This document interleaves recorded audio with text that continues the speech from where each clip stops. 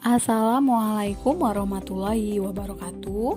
Hari ini kita akan melanjutkan materi kita, yaitu tema 3, subtema 1, pembelajaran kelima dan keenam. Pembelajaran kelima. Kamu sebelumnya telah belajar tentang padi. Tahukah kamu bahwa jenis tanaman yang berbeda mempunyai tempat yang berbeda untuk tumbuh? Ayo, mari kita cari tahu. Di sini ada dua tanaman yang berbeda tempat tumbuhnya, yaitu padi dan teh. Yang pertama akan kita bahas yaitu padi. Padi pada umumnya tumbuh di daerah yang berhawa panas. Banyak mengandung uap air dan curah hujan yang cukup. Sinar matahari dan suhu sangat mempengaruhi tanaman padi. Suhu yang baik untuk pertumbuhan tanaman padi adalah 23 derajat Celcius.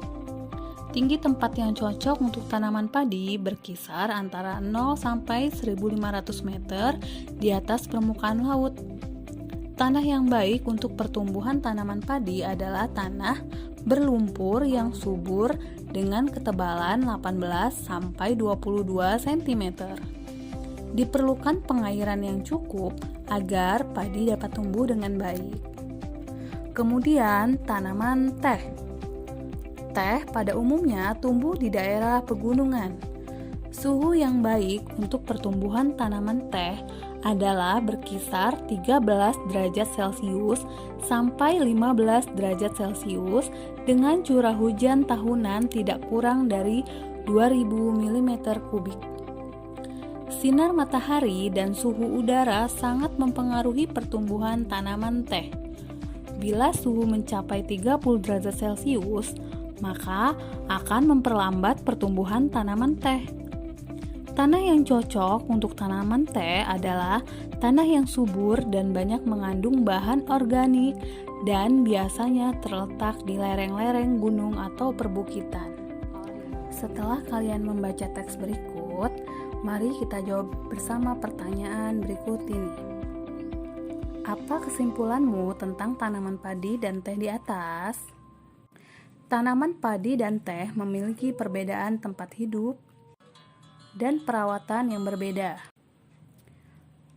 Pertanyaan kedua, apa perbedaan antara tempat hidup tanaman padi dan teh?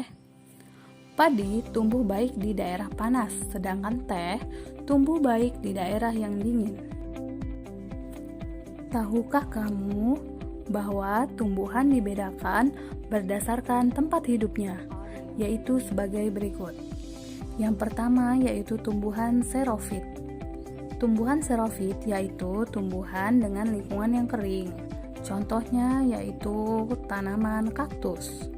Kedua, tanaman hidrofit, yaitu tumbuhan yang hidup di lingkungan yang berair. Contohnya teratai. Yang ketiga yaitu tumbuhan higrofit, yaitu tumbuhan yang hidup di lingkungan yang lembab. Contohnya paku dan lumut. Selanjutnya yaitu pembelajaran ke-6. Pada pembelajaran ke-6 kita akan belajar tentang wawancara. Wawancara adalah kegiatan tanya jawab oleh seseorang atau pewawancara kepada narasumber dengan tujuan memperoleh informasi.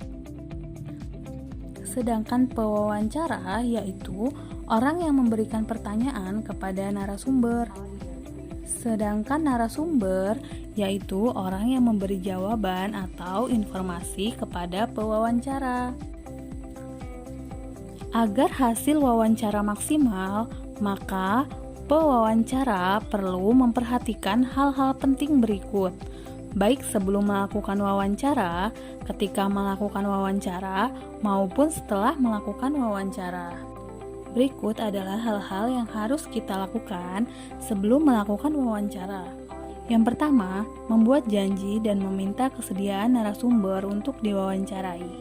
Kedua, tunjukkan kesan yang baik, misalnya datang tepat waktu.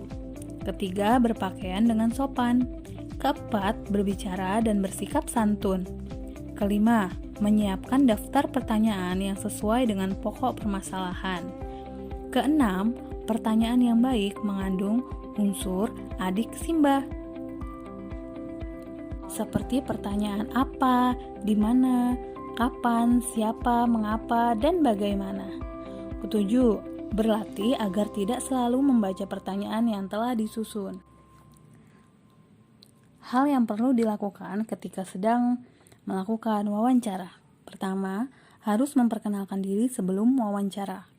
Kedua, menyampaikan tujuan wawancara. Kemudian memulai wawancara dengan pertanyaan yang ringan. Dan seterusnya. Dan setelah melakukan wawancara, hal yang pertama yang dilakukan yaitu 1. Mohon diri. Kedua, mengucapkan terima kasih. Dan yang ketiga, menyampaikan permohonan maaf jika selama wawancara ada hal yang kurang berkenan.